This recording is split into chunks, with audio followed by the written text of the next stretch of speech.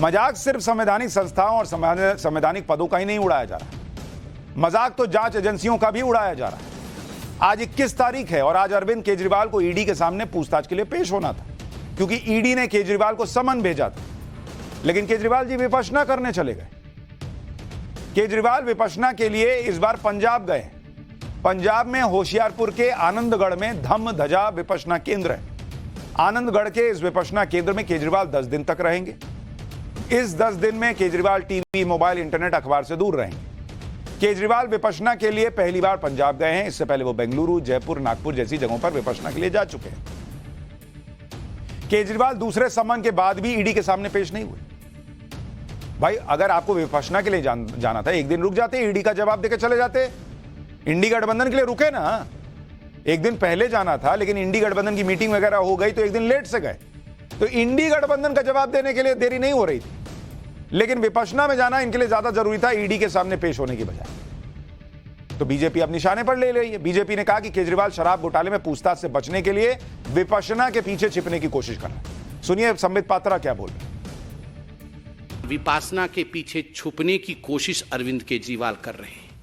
कुशासना और विपश्यना साथ साथ कभी नहीं चल सकता है। यदि आपने कुशासना किया है तो बाद में जेलासना होगा ही होगा।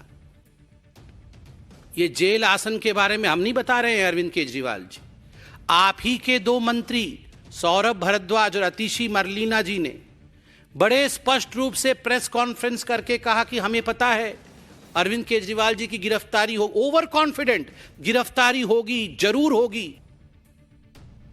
केजरीवाल पूछताछ के लिए ईडी के सामने तो पेश नहीं हुए, लेकिन उन्होंने विपश्यना के लिए निकलने से पहले ईडी के जवाब जरूर भेज दिए।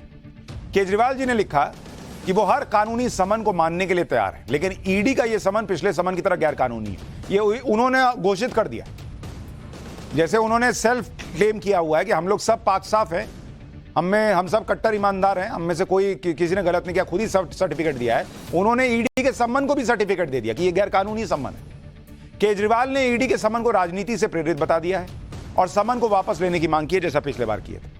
आगे केजरीवाल ने लिखा कि उन्होंने अपना जीवन पूरी ईमानदारी और पारदर्शिता के साथ जिया है, उनके पास छिपाने के लिए कुछ नहीं। तो नहीं है तो जाइए, जवाब दे दीजिए। अगर इतना पारदर्शी है तो सम्मन गलत है, सही है, ये आप ही डिसाइड करेंगे, फिर कोर्ट किस लिए।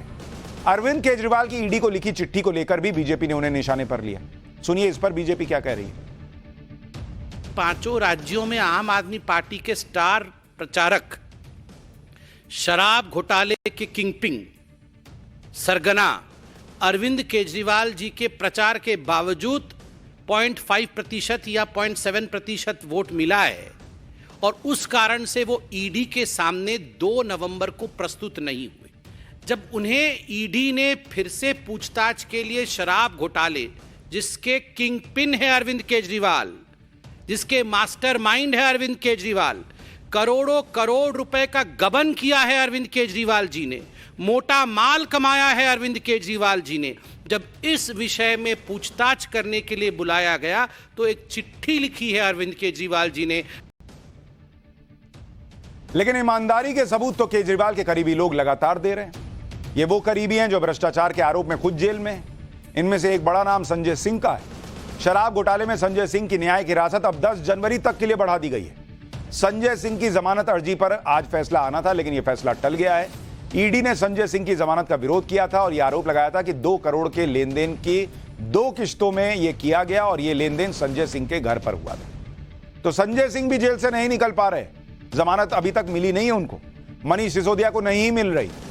सत्येंद्र जैन सेहत की वजह से बाहर है, लेकिन उनको भी कोई जमानत नहीं मिली। यानी सब अंदर हैं, कोर्ट से जमानत किसी को नहीं मिल रही, लेकिन सब कट्टर ईमानदार।